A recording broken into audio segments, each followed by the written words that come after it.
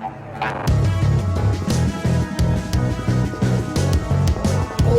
stories, origin stories. Where did we come from? How did we get here? These are the stories that made us the heroes that we are today.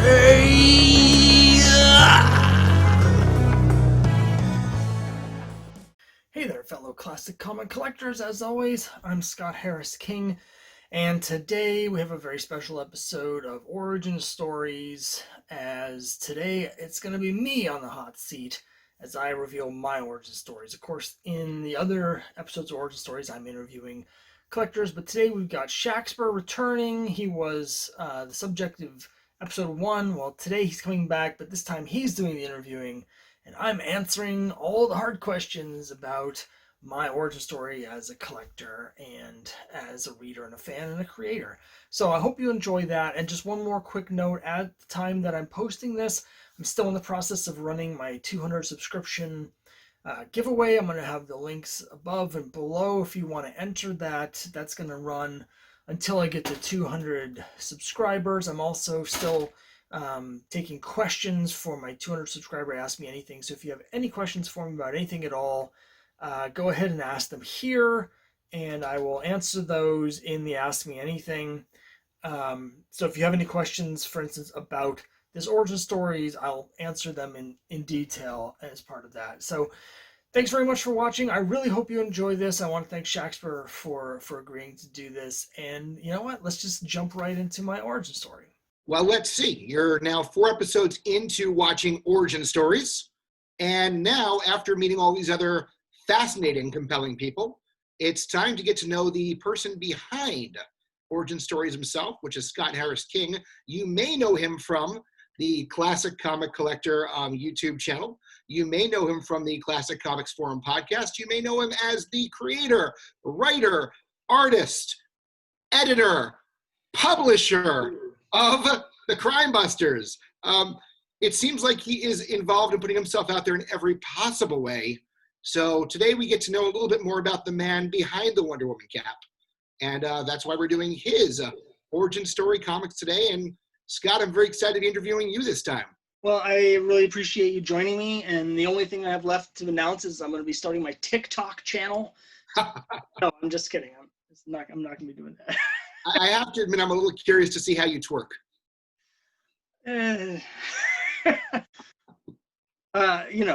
I have some experience twerking, but you're not going to get that on camera. That's when I start the Patreon. It'll only be for people at the highest paid tier.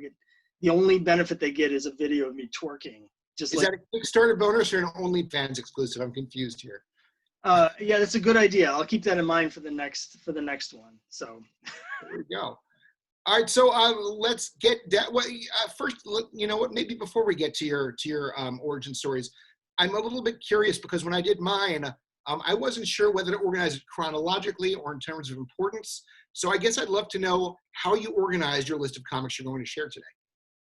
It's chronological because it's sort of there's when I was thinking about my experience as a collector, I've had several distinct sort of phases in my collecting life, and it really only makes sense, I think, if you go through them with me from one to the next.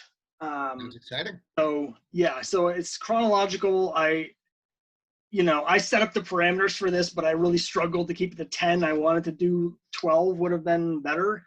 There's a couple leave out that I really wanted to include. So there's a couple like important comics for me, like really important ones that didn't quite make it, and I'm going to mention them. I'm going to cheat and mention them, but they're not going to be official picks, so I'll just mention them in passing. I'll confer with the guy who runs this channel and who edits the video, and I'll ask if we can keep that in or not. Okay, yeah. Let me know what he tells you about that. So. All right, so shall we jump to number 1 and see where it began? Well, it begins for me sort of with this here. It's Blackhawk 269. This is cover dated April 1984, and it's by the team of Mark Evanier and Dan Spiegel.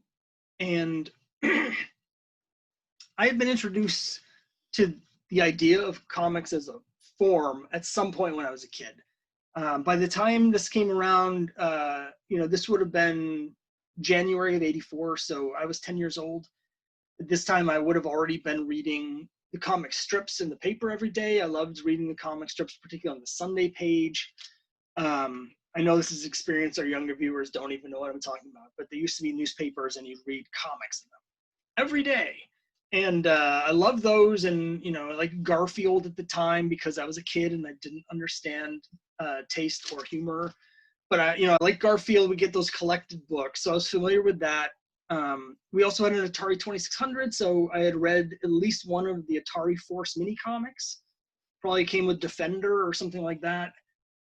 And I may have even read like an Archie digest. This is something I'm even unclear on. I have no memories of reading Archie, but as we're going to see later on, one of my later picks, when I rediscovered Archie, it was just like a muscle memory. Like all this stuff flooded back, but I don't know where it was coming from. So I may, before this, have even read a little bit of Archie. I don't know. But I do know that this is the first comic book that I ever read. This is the first one.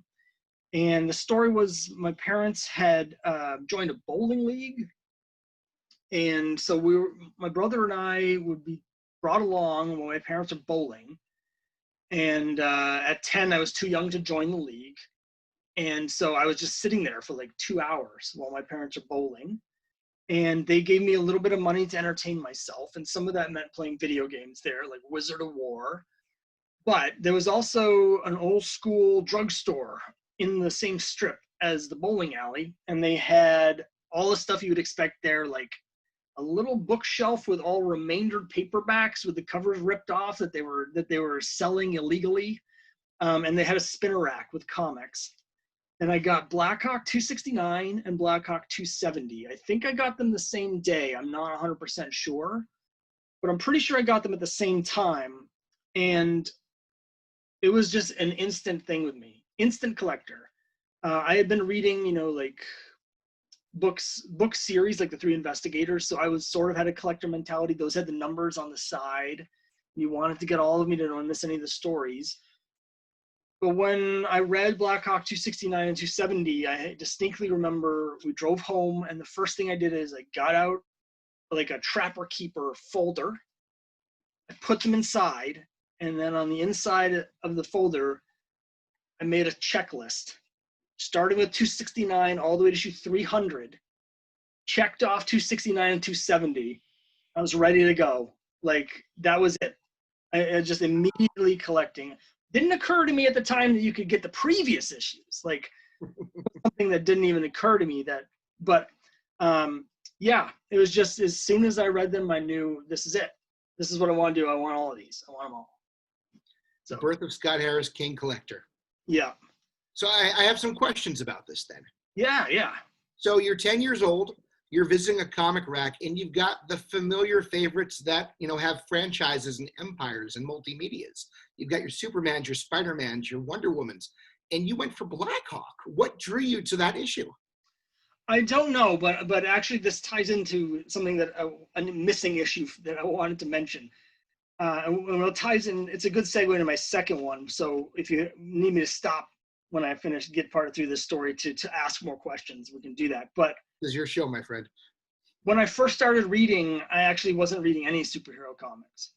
The first comics I read were all genre comics. So Blackhawk, of course, is war, but the other early issues that I started picking up were things like Star Wars, Conan, Micronauts, and Warlord. So there was science fiction and fantasy, war, and just genre stuff. I wasn't initially interested in superhero stuff for whatever reason. But one of the first books that I picked up because I was interested in the fantasy was Thor. And my first issue, I think, was 350. It might have been 351, but it was right at the climax of Walt Simonson's infamous Surtur saga. It was right at the climax. And one of the first things that happened is in issue 352, the Avengers and the Fantastic Four show up to help fight off the hordes that are Surtur's hordes of demons that are invading Earth. And that was my introduction to superheroes. I had seen Super Friends. I knew I knew who these characters were, but I didn't really care because I thought Super Friends kind of sucked.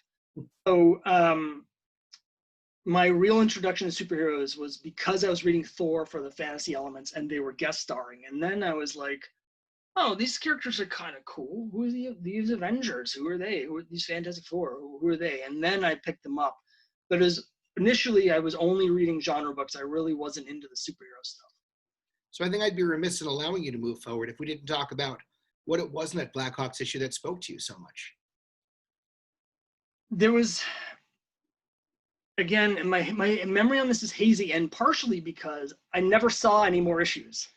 So I got 260. You never finished the checklist. I think what happened was the bowling league was only, certain times, whatever. And I think the season might have ended or something. Curse you, bowling league. And Blackhawk was canceled issue 273. So I never saw another issue of Blackhawk. And so for me, my memories of these are hazy. But I know it was 269 because there was a scene in here that stuck with me as a kid. And that is the team captures a bunch of German soldiers, and they leave one of their members there to guard them. And when the rest of the team leaves, the guy guarding them mows them down with a machine gun and murders all of them in the prison cage. Wow. And that I just couldn't believe it. I was just like, what? And I desperately wanted to know what was going to happen. That's the scene that always stuck with me. And that happens in this issue. So I'm intrigued because I'm familiar with Blackhawks. I've never read that particular run of it. I wouldn't have expected Mark Evanier to be writing serious and semi-gruesome war stories. That surprises me. I love this run. So when I put this run back together, I have the complete run. It's easy to do. It's only 24 issues because it's from 251 to 273. So 23 issues. I think it's great. The art's fantastic. And he does some serious storylines. Some of them not too serious. In this case, there's a Blackhawk, a guy who gets assigned to the Blackhawks as a new member. And it's one of these stories where you sort of see from this guy that he's not cut out to be a Blackhawk. So you learn what it means, like what you really means to be a Blackhawk by seeing this guy do everything wrong. Gotcha. Of course, there's several issues. And that's actually something I've discovered since there's a lot of that in Sergeant Fury. I know you haven't gotten to that part of the series yet. But later on, we start to get a lot of these stories in Sergeant Fury where there are replacement members because someone's gotten captured and is out of the book for a year because they're in a prisoner of war camp.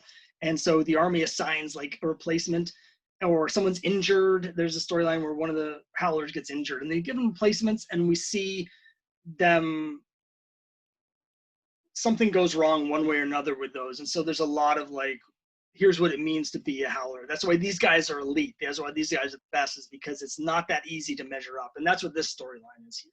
We had the one already where there was the white supremacist who ended up needing the blood transfer from Gabe. And that was Gabe, is that his name? Yes, Gabriel, yeah. Yeah, that was Gabe a Jones. very powerful story. I see your point. And I have to admit I'm intrigued, and I'm going to check this out now because I've only known Mark Evanier as, essentially a comic writer. So not a comic book writer, but a comic book writer. So the idea that he can mix serious drama and action with tongue-in-cheek humor, I'm very intrigued. This is exciting. It's great. It's great. There's some interesting. Well, now, Prince Hal and I did 3 episodes on the podcast about this. But you should read them first because you don't want to be spoiled by our discussion. There's some interesting elements, like the Blackhawk. There's a Chinese member who, in the Golden Age, he's called Chop Chop, and he wears like this traditional, like gown. And over the course of this series, there's an ongoing plot line with him where we learn his real name, and he eventually gets a uniform, and then he leaves the Blackhawks because he's like, during World War II, China is invaded by Japan before Europe is even involved. And so he's like, why am I here in Europe helping you guys when my people are fighting it. So he leaves and goes back to China, and then they end up joining him for a mission. So there's a lot of interesting stuff, you know, particularly for the early 80s. And the letter column's interesting because there's a lot of stuff about Chop Chop in the letter column. So yeah, I recommend it. I love it. So what a great place to start your comic book career. Okay, number 2. Yeah, so as I mentioned, I was mostly genre. I started getting into superhero stuff. I was buying a lot of stuff. And then a big moment happened for me in 1986. So I'd been collecting for about 2 years. I was really getting serious about collecting. Got my first price guide in 1986. Started to get some back issues. And my book I'm going to show you here, it's actually a little bit different than the one that I had sent you in the list, but it's close. It's Weird Western Tales number 26, featuring Jonah Hex. So there was a guy that my dad worked with, a guy named Greg, and Greg had collected comics in the 70s when he was in college. And in 1986, he gave me his comic collection. It was 3 long boxes plus 2 big boxes of magazines. And it was all stuff from between 1973 and 1976. Wow. It was mostly DC. There was some Marvel, and there was some superhero stuff. He had some DC superheroes. There's like a run of Detective that included the Manhunter issues and stuff like that. But there was also a ton of genre books. And there was a whole run of Weird Western with Jonah Hex, and there was a run of Star Spangled War stories with the Unknown Soldier, GI Combat, Our Army at War, The Losers, all this DC genre stuff from the 70s. And I just remember spending hours and hours and hours down in the basement just reading through all of these comics from 10 years earlier. And I really got into them. So, I mean, to this day, like Bronze Age to me, everyone says your favorite era of books is the era like when you started reading. But for me, it's not the stuff in the 80s. It's the stuff from the 70s that really gets me because I got into it really early. There was sort of a different feel to it, a different depth to it than the stuff I was reading off the stands. I know that sounds funny because in 1986 and 87 have this like mythology place, you know, in terms of comic fans where they're like, Dark Knight, Watchmen, you know, Crisis on Infinite Earths, all Secret Wars, whatever. But the stuff from the 70s is just really spoke to me. And so I ended up really falling in love with all these quirky Bronze Age anti-heroes. So it's like Unknown Soldier, Jonah Hex, Ghost Rider.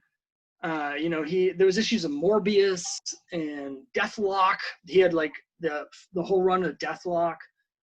And so those to this day are sort of still my favorite characters. And it really shaped me as a collector, getting this huge collection of, you know, 70s stuff at a very formative period when I was just getting into comics in the 80s. And it's sort of, you know, for new stuff I was reading by that point almost all superheroes. I was buying like 30-40 comics a month, and most of the stuff people were putting out, you know, from Marvel and DC that I could get at the newsstand, because I was buying at the newsstand, it was superhero books. But this just sort of cemented my love of all the other genres that by the time I started reading, they weren't making any. Right. What an amazing confluence of events for somebody who began not being interested in superheroes to be exposed to. I mean, maybe the 1950s, but otherwise, was there another time period in comic books where there were more genres outside of superheroes being published and meeting great popularity and having such quality put into them? The 70s Marvel magazines, I hope, were somewhere in that box as well. There were some. There was a big run of Deadly Hands of Kung Fu. Oh yeah. Worlds of Science Fiction magazines, Planet of the Apes. There was a bunch of issues of that, and the Mensch one, absolutely. The Vampirella. So, you know, as a and you were how old when you found Vampirella? It was 13. I guess I just turned 13. Yeah. So there's a lot of that stuff. He had a lot of horror books, like probably 150 or 200 DC horror books. So House of Secrets, House of Mystery, like all that stuff. And that I never really got into. And the superhero stuff I read, and I didn't really like it that much because it's DC Bronze Age superhero stuff. So even though there's some cool stuff in detective, mostly it was crap. Let's face it. But yeah, it exposed me to all this great stuff. And you know, by '88, by '89, I think I had put together a complete run of Jonah Hex. I know I got All Star Western 10 in 1988. And so at that point, I put together the whole run of Jonah Hex in '89. So it's like, you know, all my contemporaries, kids my age, were, you know, just about to get into like the Image stuff, you know, a couple years later. And Yeah, it was all about Punisher and Wolverine. I was there. I'm like putting together a complete run of Jonah Hex and a complete run of Ghost Rider and stuff like that. I think you could argue the early 90s created a generation of classic comics lovers because around 1993 or 1994, the output was so soul deadening that you almost had to look somewhere else for good storytelling.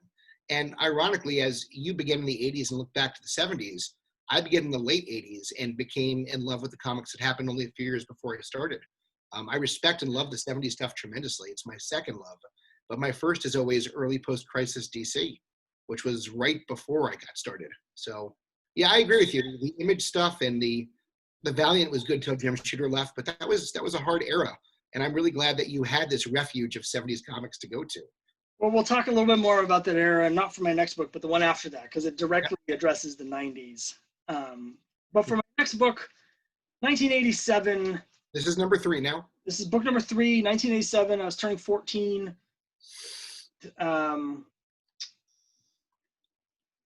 Went to the mall.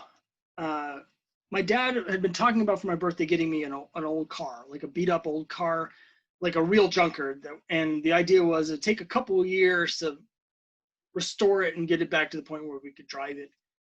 Went to the mall, and they were having a little mini comic store show in the mall. And there was a dealer there that had this.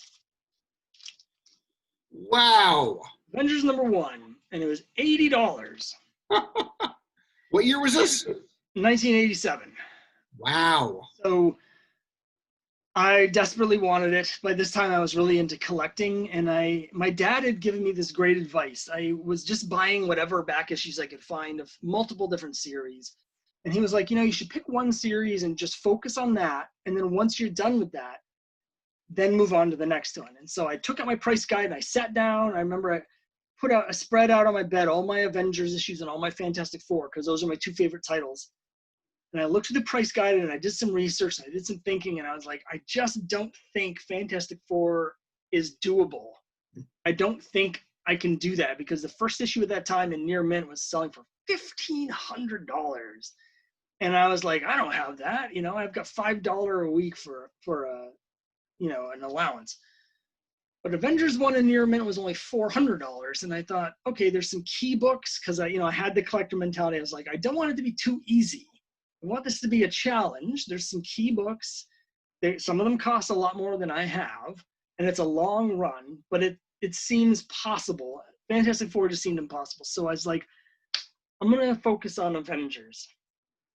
So when I saw this Avengers 1, I already had issue 4 because my local comic shop happened to have a beat up issue 4 for $12.50. Wow. My dad bought for me. So I was like, you know, I really, really want this for my birthday. And my parents said, you can either get a car or you can get the Avengers 1. Obviously, spoilers, it's clear which one. Pick the Avengers 1. And I've told the story many times, even on this channel before, but I'm sure I'm going to tell it many more times. But many, many, many years later, I told that story in a video as part of an effort to get the Mary Marvel Marching Society title, Fearless Front Facer, which can only be bestowed on people by Stan Lee himself. That's the only way you can get it. And I'd made a video talking about why I wanted that title. And I knew a guy who knew Stan Lee, and he sent the video to Stan Lee, and I got an email from Stan Lee bestowing the title Fearless Front Facer on me. because of the story of me getting this Avengers one instead of a car. It's amazing. You could now Yeah. sell that comic for many cars, but I have a feeling you wouldn't do that. No. It's also autographed by Stan Lee. It's on the inside, front cover. So on the slab, it just has a note that says Stan Lee written on interior cover in pen. But I had him autograph it personally, so I know it's an authentic signature. And I have a photo of it, so even though it's in a slab, I can still look at it when I want to. But yeah, getting this Avengers one, that decision and that process just like cemented for me again, like this is a big decision. And I decided instead of the car, I'm going to go Avengers, and I really focused on collecting Avengers from there. And I finished a complete run of Avengers before I was out of high school. So, and as a teenager, choosing between a comic book and a car, I think that's a life event decision right there as well, helping you decide how seriously you're taking this hobby as a lifestyle. And that's impressive. Yeah. I mean, I wasn't very mechanical minded. I didn't know, like, my dad was a mechanic, so he, could have taught me, but it was just sort of like, do I want to spend 2 years learning how much do I care about? There's great skills I could have learned, but I was kind of like, I'd rather read comic books. so that's where we went. To many teens, car is freedom, and maybe having a key comic book in a run was its own level of freedom for you as well. Yeah, because a car, you can drive around and you can have literal freedom, but comics, you have the freedom to go anywhere in your imagination. So I think it's a good point. So we're going to jump way ahead. That was in 1987. So all right, bring on number 4. Hardcore into collecting comics, and stayed hardcore into collecting comics. Got into some speculating, and that went.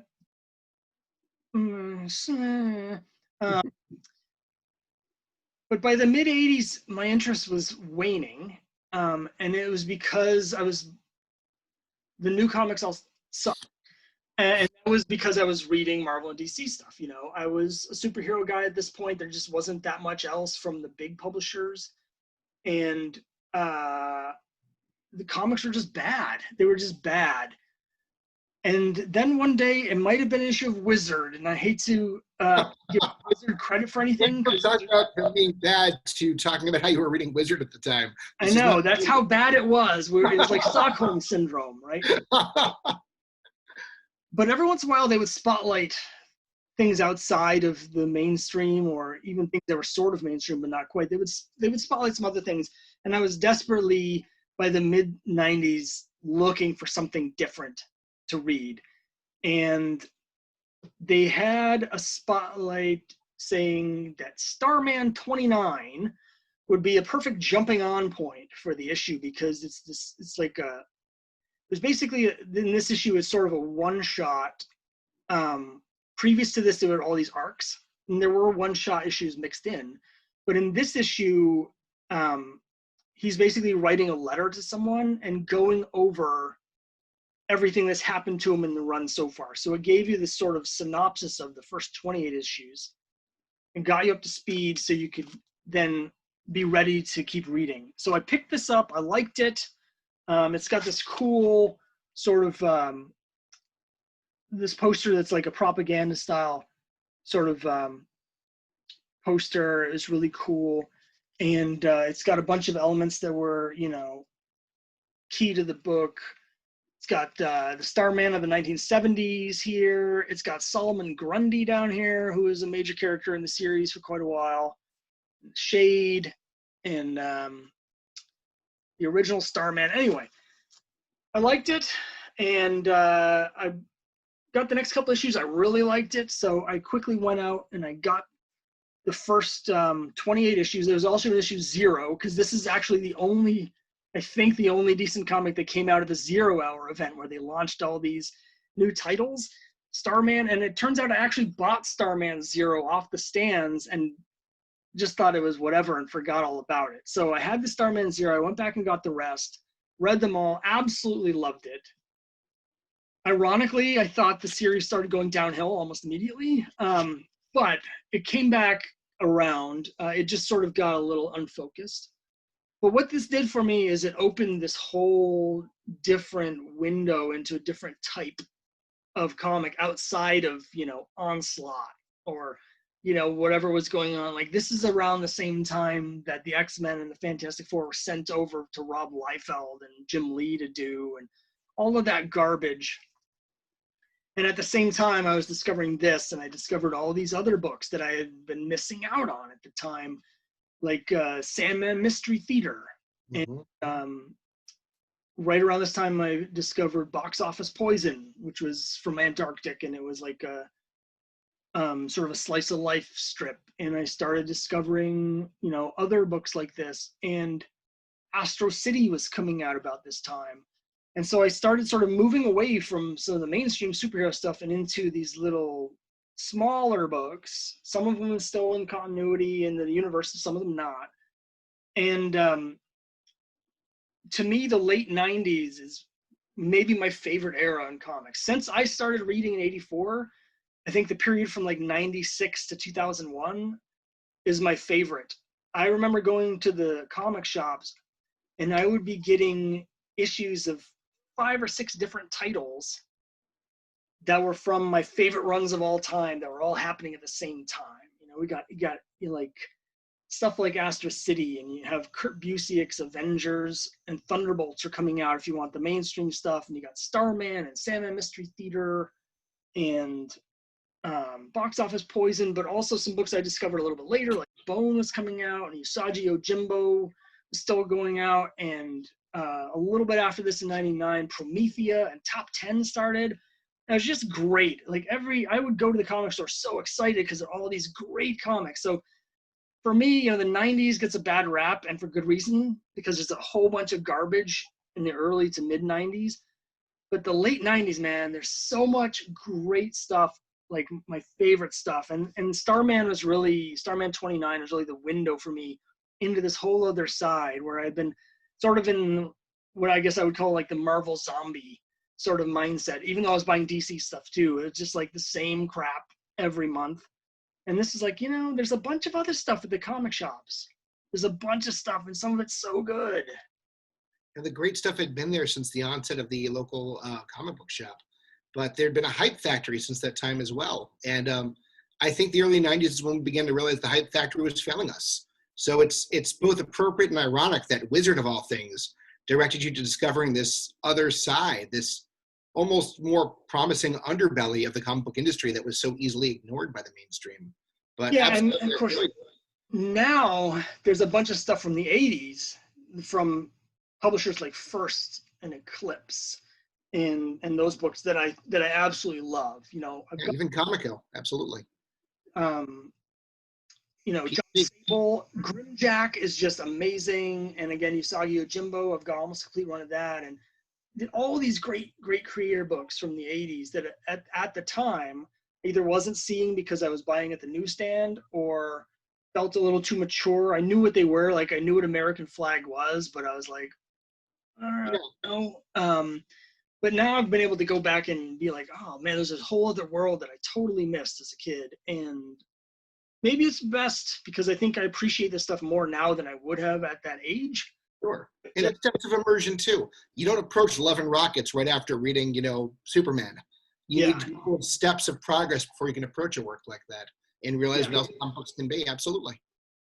So my next book, I think, is number 5. Number 5. Number 5. Okay. Yeah. Already, it's Kurt Busiek's Avengers #1, art by George Perez. You can see on my copy here, I've got it signed by George Perez up here, and I've got it signed by Kurt Busiek down here. This was important to me for a couple reasons. I was a huge Avengers fan. Obviously, it was massively disappointing when they canceled the series and had Rob Liefeld do it. And that series got slightly better when Walt Simonson took over. But it was still, whatever. They brought them back here. But what the real importance for me here is that as a result of that whole period, I discovered the online fan community. There was a website called AvengersAssemble.net, which is still out there, just celebrated the 25th anniversary. A guy by the name of Van Allen Plexico was running that. And he had this mailing list, the Avengers mailing list, which was fans that had come to that website and contacted him and wanted to talk to him about Avengers. So he finally just made a mailing list so they could all talk to each other.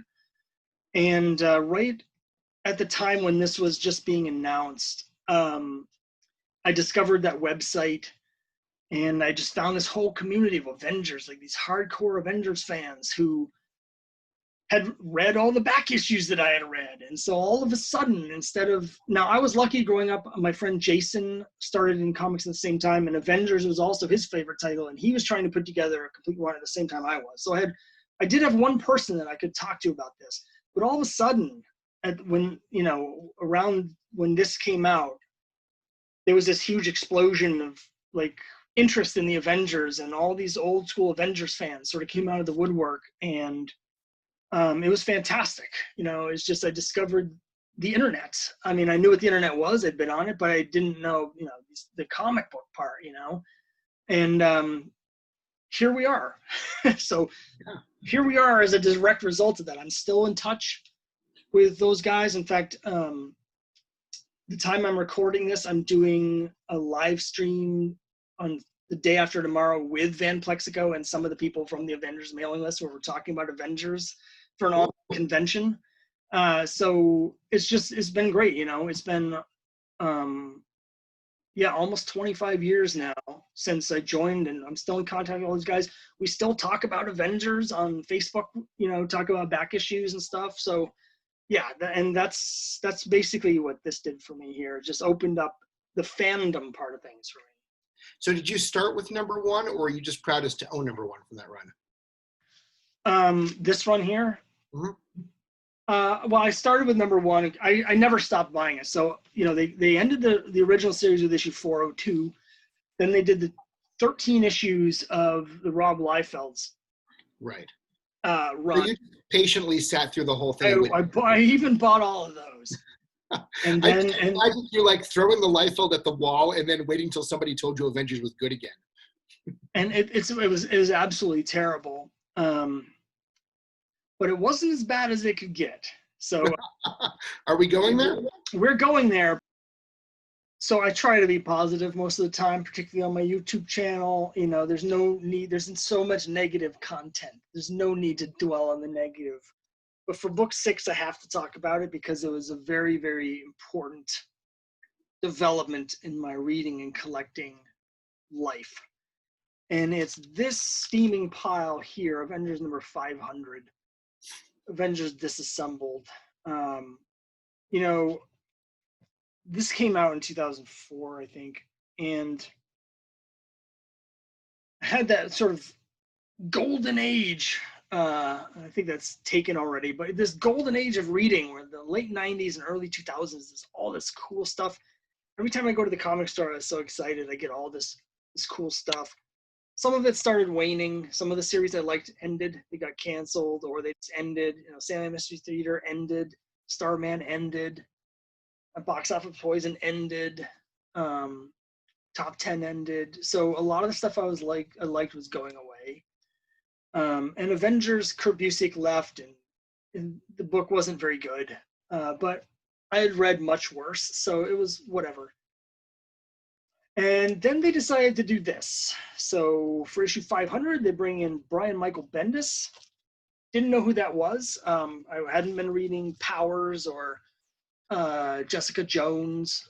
And I hadn't been reading Ultimate Spider-Man. I didn't know who he was. And basically what they decided to do was just completely destroy my favorite series. And come to the 90s. I would have been sort of okay with this, because the other thing that happened at the time that really left both a bad taste in my mouth, but like a big impression on me as a comic book fan, was that they basically brought him over, destroyed everything that I liked about the series, but with the promise that this guy's so awesome, he's got this master plan, and what he's going to do with the new series is going to be worth it. And he brought in, which is what I think they wanted him to do, is they brought in all of his fans to now read Avengers. The Avengers, the series, got a big boost. I don't know how much that had to do with Brian Michael Bendis. Everyone was hailing him as this genius, like he had just done something great. Whereas to me, I'm like, okay, so you added Spider-Man and Wolverine to the Avengers, and you have a sales boost. Who would have thought it? Like, you take the two most popular characters in all the comic books and add them to the same team together. Yes, you're going to have a sales boost. But you know what? I stuck with the book. The problem was it was terrible. Like, the writing is so bad, and this storyline in particular, the Avengers do things that don't make any sense. They act completely out of character, and they act like idiots. They get completely chumped, and several of the he specifically takes out the characters who are the core of the Avengers, and that's not Iron Man and it's not Captain America. In the comics, really, the core characters that make the Avengers up until this was Vision, Scarlet Witch, and Hawkeye, because those are the characters who didn't have their own titles and their development took place in the pages of Avengers. So those are the characters that were really the heart of the team.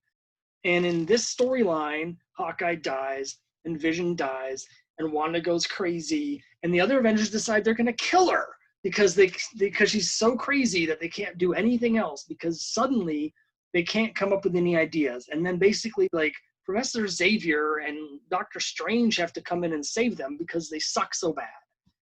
And yet, I love the team so much, and just the reading, the collecting, the habit was so strong that I was like, okay, everyone keeps saying that he's got this great storyline coming up.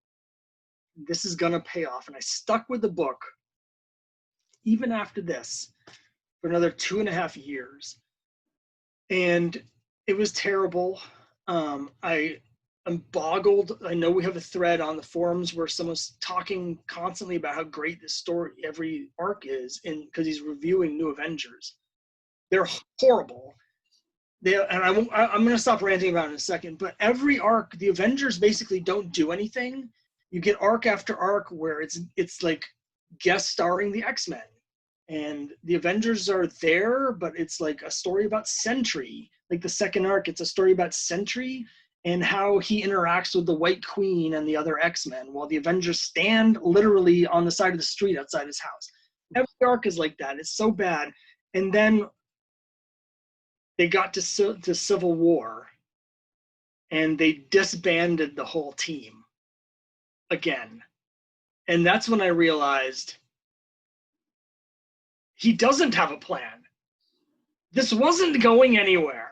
All this talk about this master plan, there wasn't any master plan. There was no master plan. And I should have known. I'm going on a rant because it was right from the beginning, this sort of bait and switch, like surface level nonsense, where on the cover of issue 1, you have this new character, Ronan, and no one knows who Ronan is. And he keeps appearing on the covers, and you're like, okay, who's this Ronan guy? Funny thing is, he's not actually in the comic. He doesn't show up until issue 11. He's on the covers for an entire year without actually existing in the book. And Brian Michael Bendis kept talking, though, in the media, hyping it up, like, you guys aren't going to believe what I'm going to do with Ronan. Well, come to find out later on, we finally get Ronan, and Ronan is revealed to be some random character I've never heard of before named Echo, who is a supporting character in one of Bendis' other titles that I've never read. And I'm like, that's your big reveal? Well, it turns out what he actually was planning on doing was it was going to be Hawkeye, and it turns out he wasn't dead. But when fans guessed that, he changed his mind because he didn't want fans to have guessed it.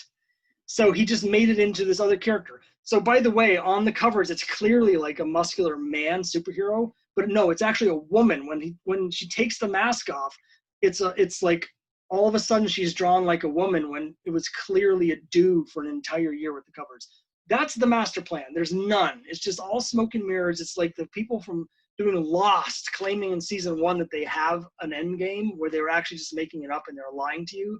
That's Bendis. But the other thing that really... We're describing Grant Morrison, by the way. The other thing that really frustrated me was the fandom, because this is where I sort of got introduced to the dark side of comic book fandom on the internet. Oh, yeah. Because there were so many Bendis fanboys who were, and Wolverine fanboys and Spider-Man fanboys who just loved this garbage. and were relentlessly vicious about the old school Avengers fans being upset that everything they loved about the series had been set on fire. And so I remember having arguments with people online where I'm like, this isn't what the Avengers is. Like the way they're acting, what they're doing, it's not the Avengers. They're using the name Avengers, but this isn't the spirit of the Avengers. And they would be like, oh, well, it's in the Avengers title, and Marvel said they're the Avengers. So whatever they say the Avengers are is what the Avengers are. They're basically arguing that everything in comics is pointless. They're like, and not only arguing, they're like using that as a defense. Like they like that. They like the fact that there's no continuity in characterization.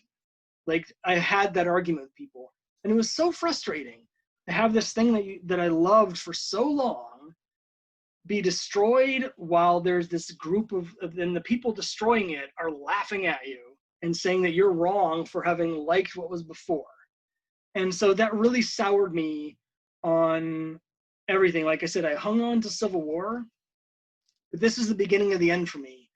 And following this, by the time it sort of played out, that was it for me. No more Marvel, no more DC, no more superheroes.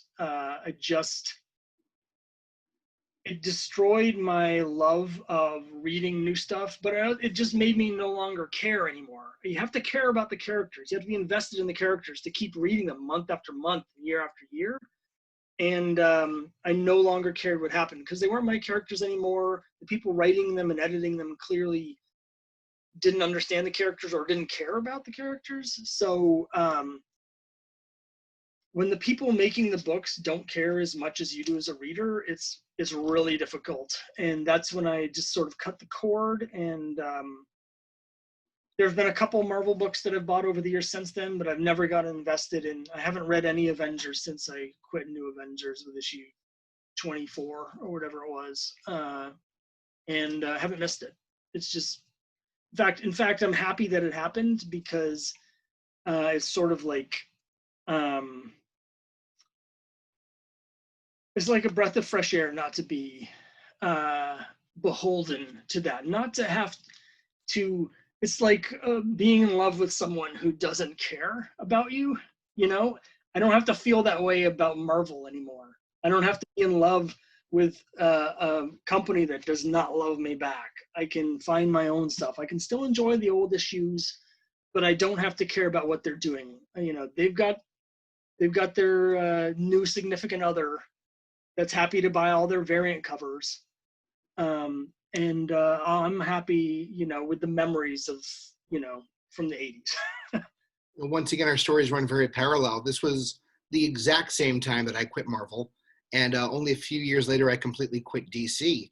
And there's a discussion thread on CCF right now about when you believe the dark ages in comics were. And I think the early 2000s is a definite contender because the way the industry was built that time, the way you described the smoke and mirrors with Bendis, you know, it's all about selling the trade in advance. You know, hey, we have this hot writer. You won't believe what he has planned.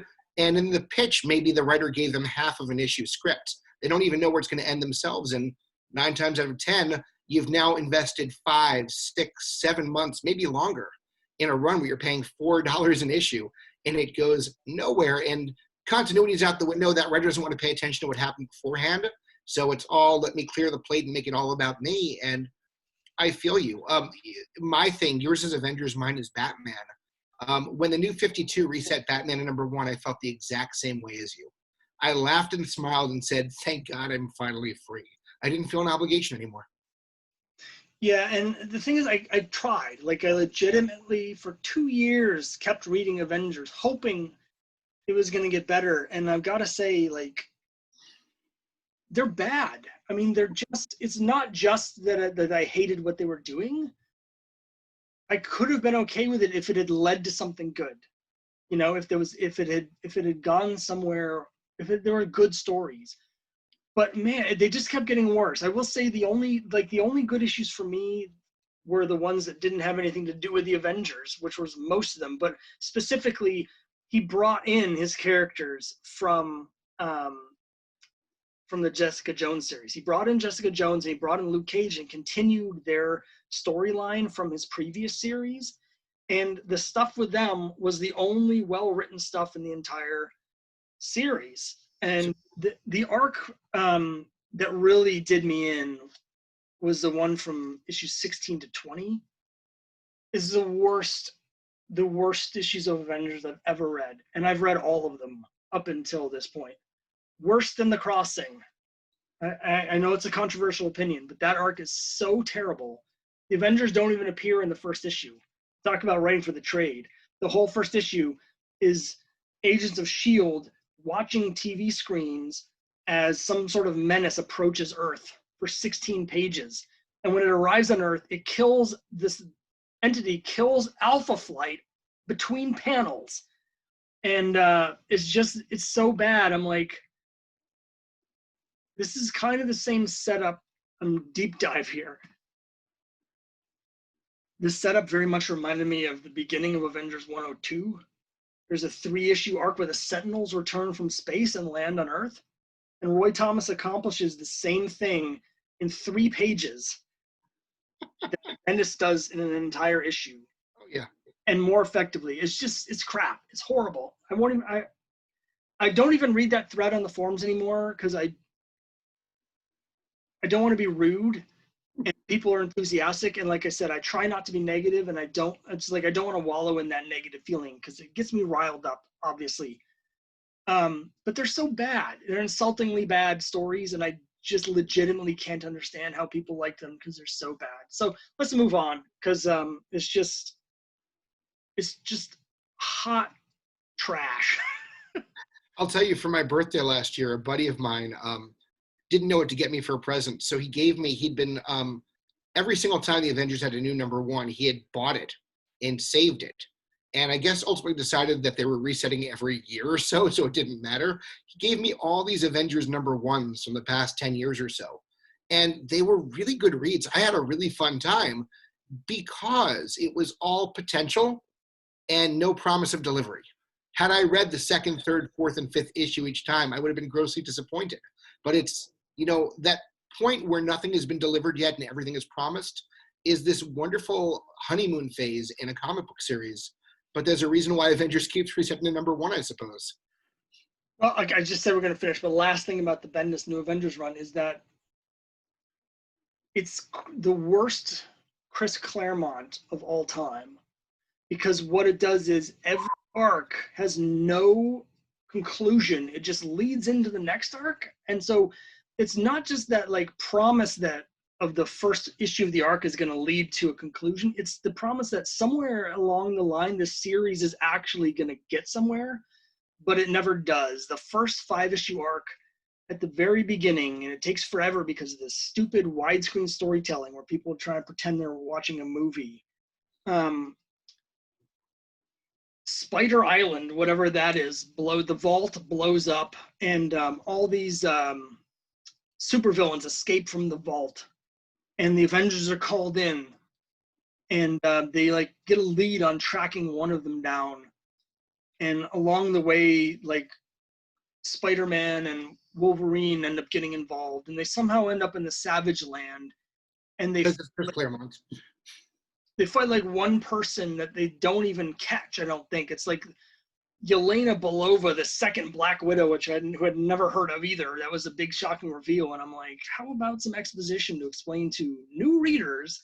And then at the end, they're like, well, let's stay together, but they don't catch any of the villains. They're brought in the first issue, and over the period of 5 issues, the only thing that happens is they decide to reform the team because they haven't actually caught any of the escaped villains, and now they need to track them down. That's the promise for the whole series is, oh, we're going to track down these villains. They don't. Spoiler alert, they don't. But that arc has no resolution. It's literally just them oh, well, everyone got away, but we said hello to Wolverine, and he agreed to join us, so I guess that's a win. That's not a win, guys. It's not. Wow. So after the detour of hate, are we on number 5? No, 6 or 7? We're moving up to 6 now. Number 6. Bring it on, please. Yes, let's move on. Let's move on. So something else happened around this time, though. This is probably the only thing that kept me into comics, because the new comics are so bad. But during this period, I had my own place. I was, 20-something young man with living the life.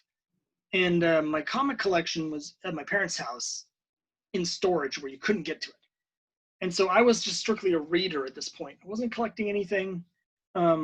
And I'd get the new issues and I'd throw them in the closet after I finished reading them, and they'd just been in a big pile. And I wasn't collecting, but I was just sort of reading because it's, a fun habit. Go to Starbucks. I don't actually drink coffee. I don't know why I just said that. But, They have tea. Read the new comics and then, whatever. But I had some, downturn. I quit my job and I couldn't find a new job, and I had to move back with my parents, and that allowed me to dig my comics out of storage. And once I had access to the back issues, I had so many comics there. I had like several thousand extra comics. I had like 12 extra long boxes of comics that weren't even in my collection, but I had picked up along the way to, like, I don't even know what I was thinking. There were doubles, like literally like 4,000 doubles. So I decided, I'm going to streamline this. I sold off all this stuff, got rid of all this stuff, and I decided I'm going to focus my collection, and I'm just going to look at some old comics. The new comics are all crap, but now that I'm reading the old stuff again, I'm excited about the old stuff. So I started going on eBay and I started buying some key issues that I wanted for my collection. I got X-Men #9 because it's got Avengers crossover in it. And I got a Green Lantern 76. Wow. So I'd sold off like all the stuff I didn't want, and I used that money on eBay.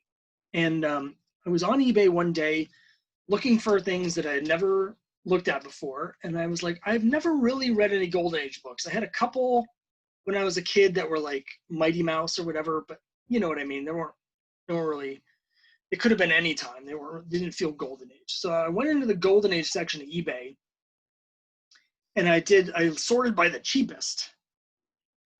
And that's how I ended up with Boy Comics number 36. Hey, there it is. Not just 36. I actually got 6 issues of Boy Comics between 36 and 43. They were $6 each, including shipping. So it's $36 for 6 Golden Age issues of Boy Comics. And it took me forever to read them because they're very dense, they're very wordy, and they're absolutely fantastic. I didn't know it at the time, but now I have a complete run of Boy Comics. I've read them all. This is the best period. This period that I got the issues from, there's a period of about 15 issues where it's at its absolute peak, and all the ones I got happened to be from that period.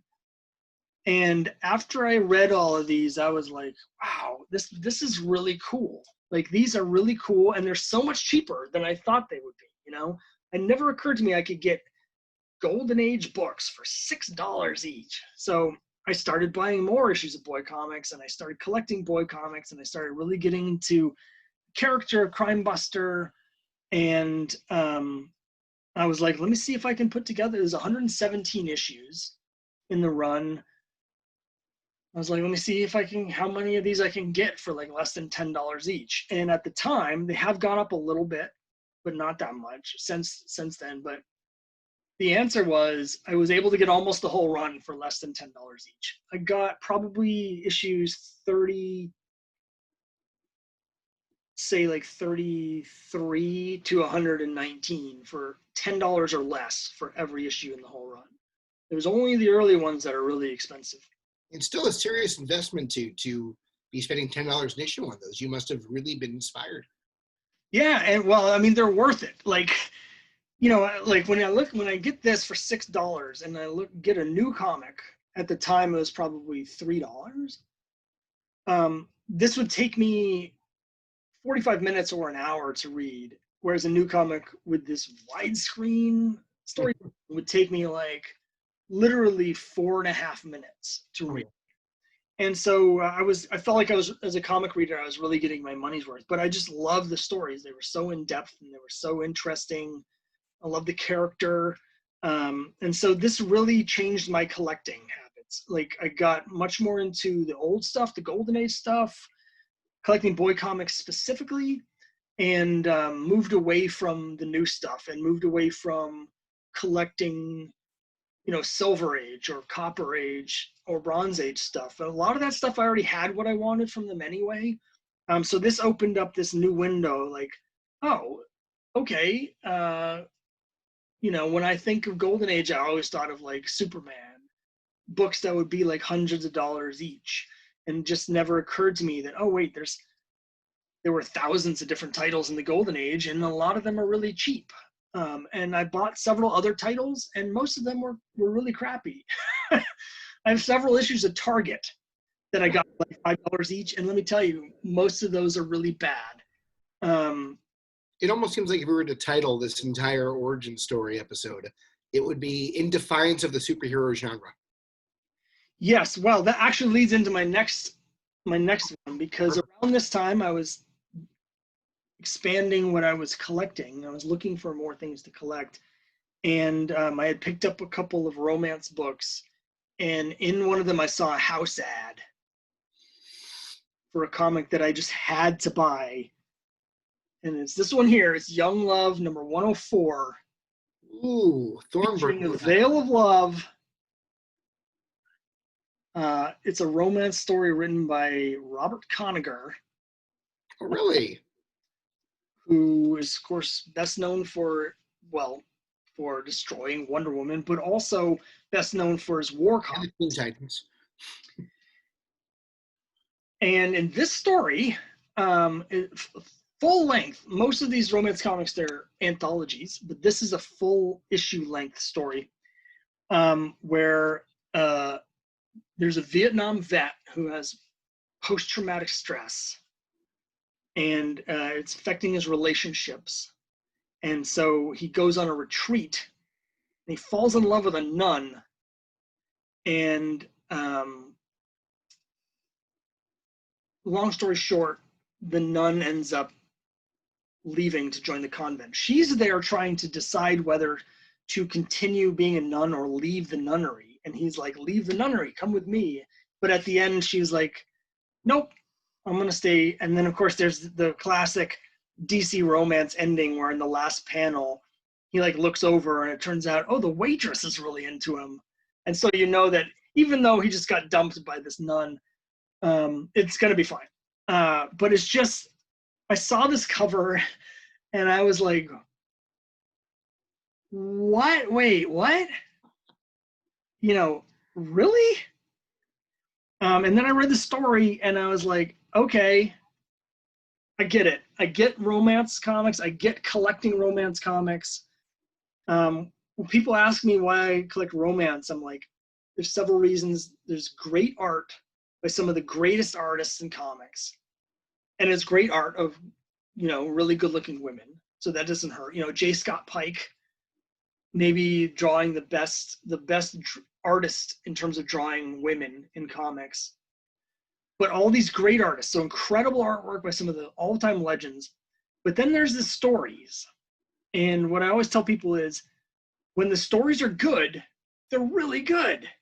And when they're bad, they're fantastic, because they're so campy and weird and just like slap in your forehead. And this was all of those things at the same time, because it's definitely got that Robert Conagher WTF, like, what are you doing, dude? But at the same time, it's like a compelling story, and there's like real angst and stuff about the Vietnam War. Like the opening splash page is the guy is on the beach making out with a woman. They're lying on the beach, and either she's on top of him or he's on top of her. They're like, like here to eternity, And he is having a flashback, and above them you see in like the thought cloud is flashback, and it's him and a North Vietnamese soldier rolling around on the ground with knives in the same pose as him and the woman on the beach. Wow. I was like, whoa. So this has got everything. And so this definitely, like, nowadays, I wish I had gotten into romance even more at the time, because the last 3 or 4 years, it's really taken off and it's much more expensive and harder to find than they were when I bought this about 10 years ago. But this is a book that really drove me to get into romance seriously. And now I've got, I don't even know how many romance books, but like probably 700 at this point.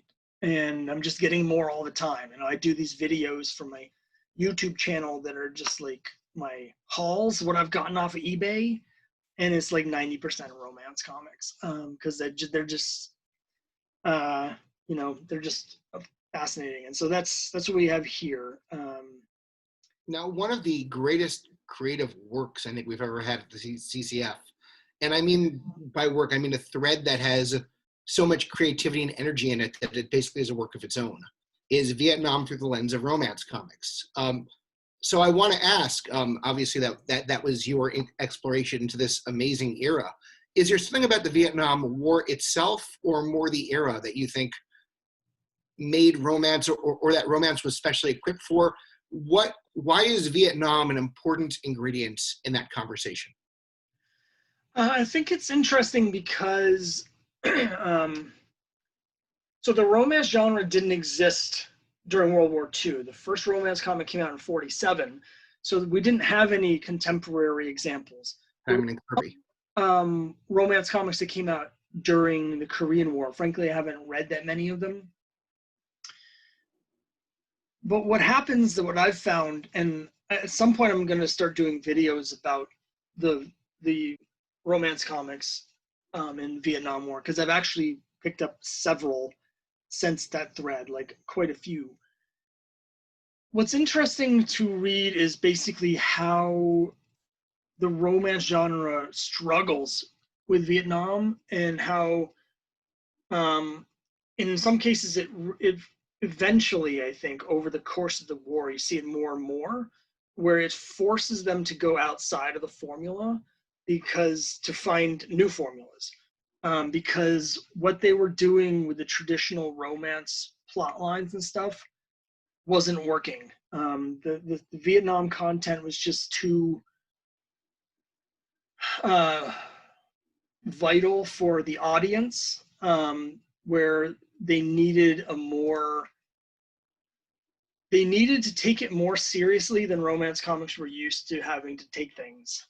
And so you end up with some stories that are more nuanced and shaded than most romance stories in comics. I find that the ones dealing with the Vietnam War, particularly again from the 70s, as opposed to the ones in the 60s, they tend to really get into some things that most of the romance stories wouldn't touch with a 10-foot pole. But because they're using the Vietnam stuff as part of the plot, they have to do it because of just the way the country was reacting to the war at the time.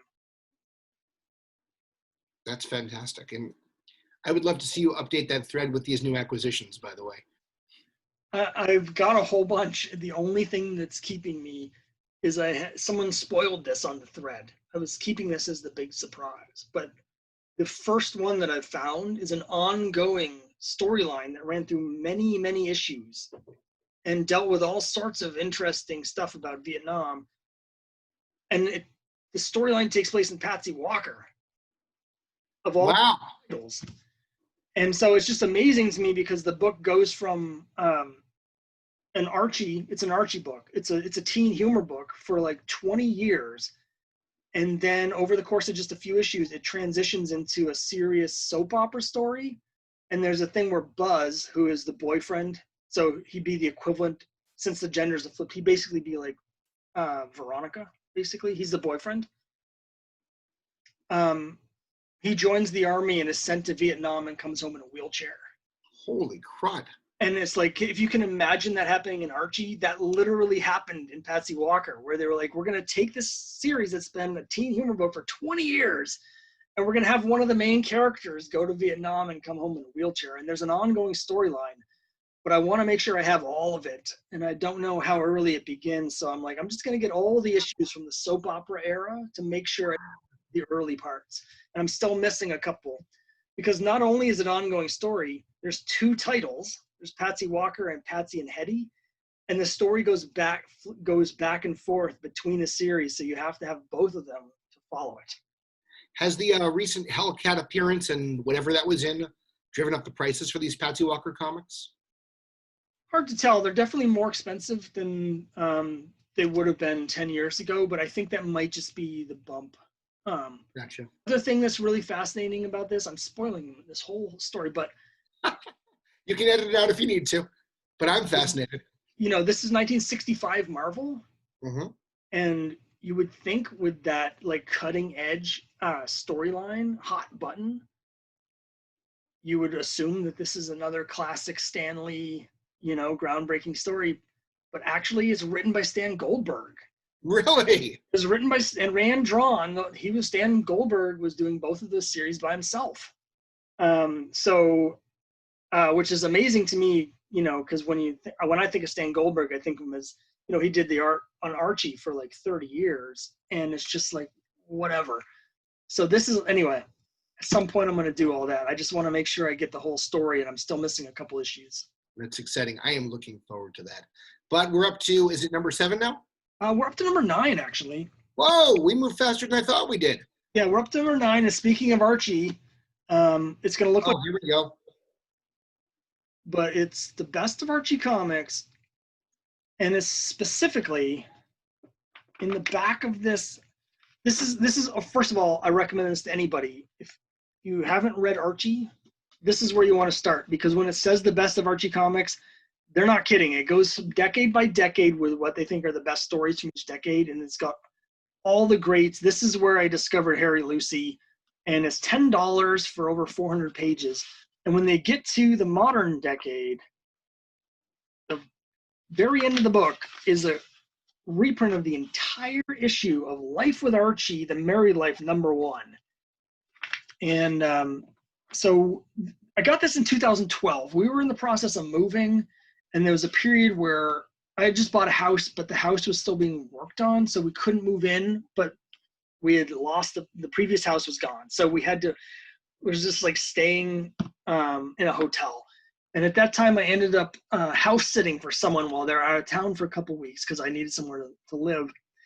And to pass the time, I bought this, summer 2012, and I read it, and I was just like blown away. And everything in it just blew me away. And as soon as I was done with it, I ran to the grocery store because I knew they still had Archie comics at the grocery store at that time. And I bought the new issue of Life with Archie off the stands, which is number 19. And then I quickly got the trade collections, and I subscribed via mail to Life with Archie. It's the only comic I've ever subscribed to in the mail. And this absolutely changed my collecting habits. Like I was just saying about the romance books, as soon as I read this, I started collecting Archie. I have hundreds and hundreds and hundreds of Archie comics at this point. Most of what I buy now is romance and Archie, and if you had told me that 20 years ago, I would have thought you were insane. But the stories range from bad to really awesome. But even when they're bad, they still have this sort of like, you know, nostalgia, good feeling to them. So, you know, sometimes I'll just grab like 5 or 6 issues and I'll just read through them. And most of the time they're just completely forgettable, interchangeable little fun stories, whatever. But it's a nice, pleasant way to just sort of, you know, relax. But when they're good, they're really good. There's some really, really great Archie stories, and I'm still discovering them because there's, you know, so many Archie comics. But yeah, that all started here with this and with Life with Archie #1.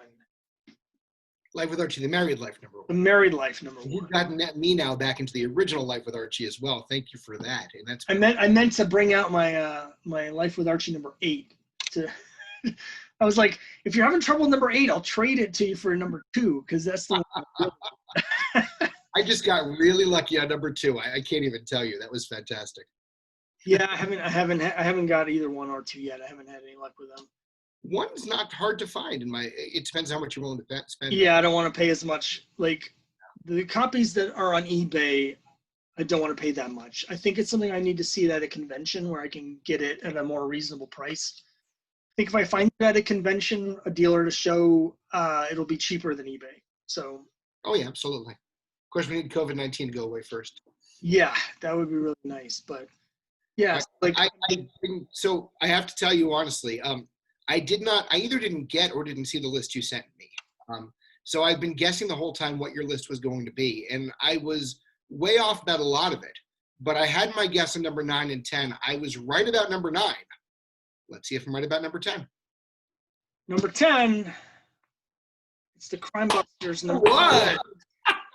What? So this is a comic that I write and draw and edit and publish myself, and I feel like it's.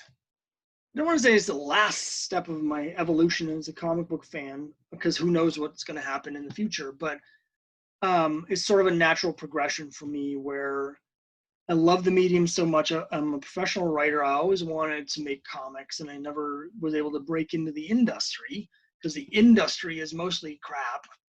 But I wanted to make comics, and so I sort of had some faltering stops and starts, but finally in 2018, I really got serious about it. Right at the end of 2018, I started working on the first issue of Crimebusters, and it's so cool to get it. I'm not the greatest artist in the world, but and that's what kept me from doing it for so long, and one of several factors. But printing finally caught up. With regular people like me, with a print on demand, and distribution through the internet is caught up for regular people like me that don't have, the money to do a huge print run like the big companies, or don't have the distribution to put it in a comic store. So those things caught up. So finally I was like, you know what? The only thing holding me back is fear that my art's not good enough. So we're just going to do it. I'm just going to do it. And yeah, it's really very fulfilling to write it, to draw it, to have it. Just going to shows. I've only been to a few. I had a bunch this year I was supposed to go to that have all been canceled, of course. Going to shows has been great. I just feel like I'm learning stuff all the time about comics, and what's really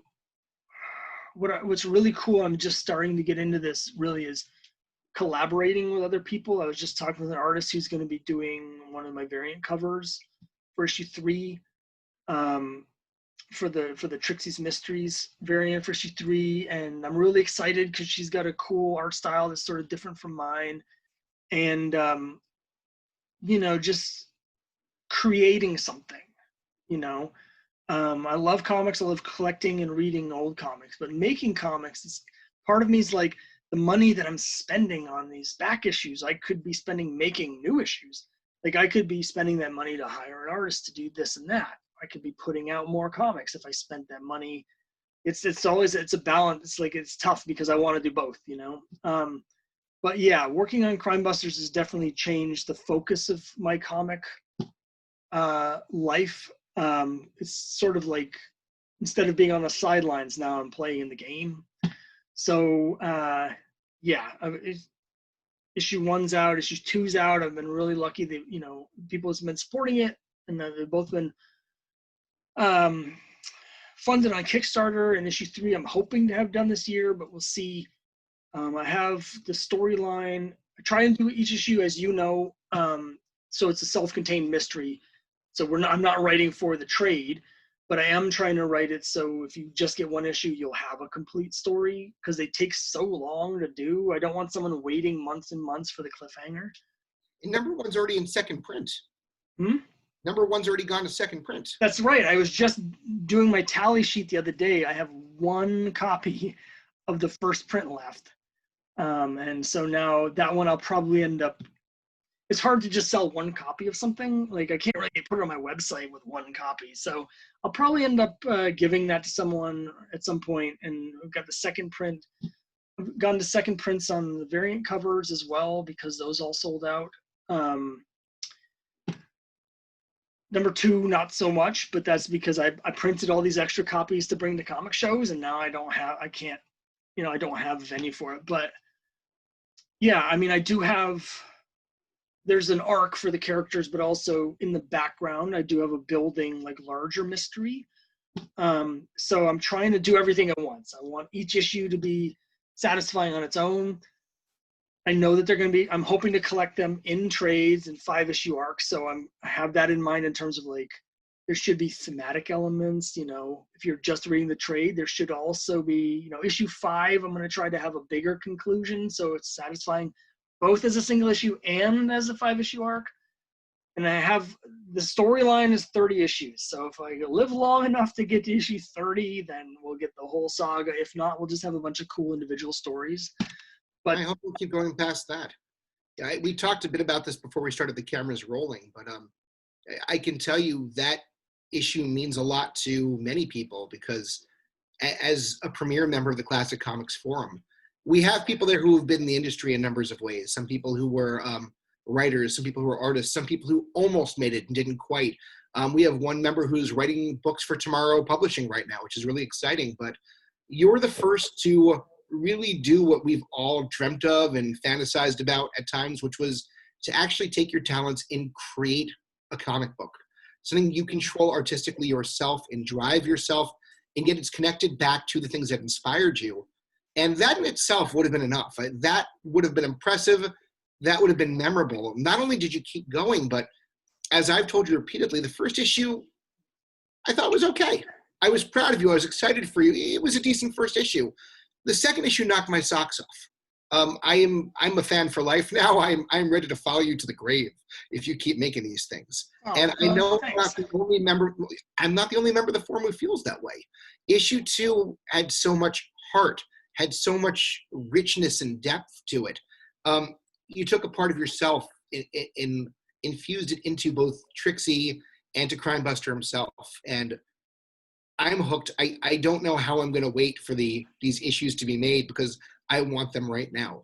And I wish I could do them faster. I was just telling my wife, like, if I had the money or if I was making enough money off of it, I would ultimately like to do 5 issues a year. And I think I could actually, if I was doing this full time, I think I could actually put out 5 issues a year.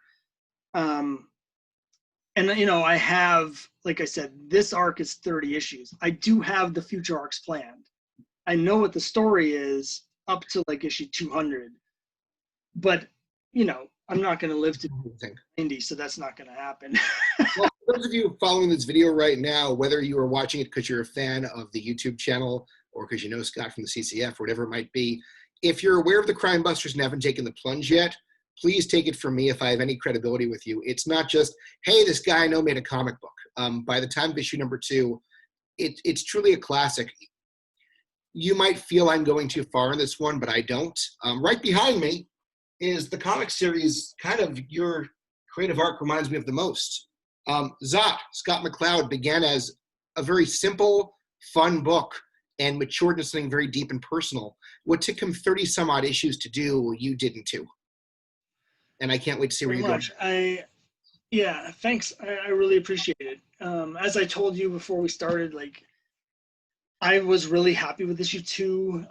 And of course I have concerns, like, is issue 3 going to live up to it? It's a different flavor. It's different feel. I'm trying to do different things in each issue, story-wise and plot-wise and character-wise, keep it fresh and interesting.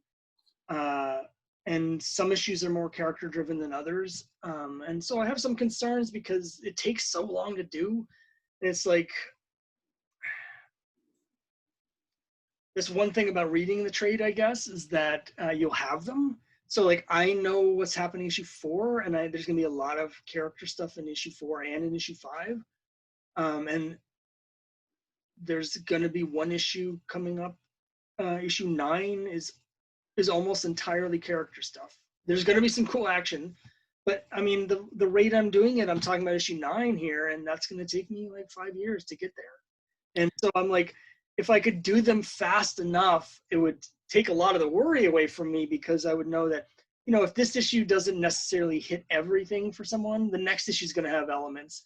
But when I'm doing only one issue every 7 or 8 months, it's hard to, I just hope people will stick around like it enough to keep reading, because there's different things coming. I'll tell you one positive sign is I'm relatively sure that Brian Michael Bendis never had this level of deliberation about a comic. So the fact that you put this much care and thought and consideration into it is incredibly positive. And I'm very, very excited for you and proud of you and very grateful we have this comic. And thank you. I really appreciate it. I appreciate everybody's support. It's like I was saying earlier, when I'm working on this for months, it's just like me in my office here, drawing, like an hour or 2 hours a day working on this every day for like 6 months. And it's easy to not be able to see the forest for the trees. Like, it's hard to by the time I get to the end, I'm like, what did I just do? Like, hopefully it's good, but I'm so into it. Like, I'm so deep in the weeds, and it's just never ending, that it's really gratifying when it actually comes out and then people like it. So yeah, thank you very much. You're welcome. It's exciting. The origin story I got to tell is the story of a consumer. And I imagine the other origin stories you're doing are stories of consumers. Your origin story leads to someone creating something and doing something. And like any truly great origin stories in comics, your story is just beginning. And I'm excited for what the future holds. But it's been a pleasure interviewing you and walking you through this origin journey. And I'm excited for the future of it, Scott. Well, thank you. I really appreciate it. Origins, it's where we come from, it's where we've been. Everyone's got one.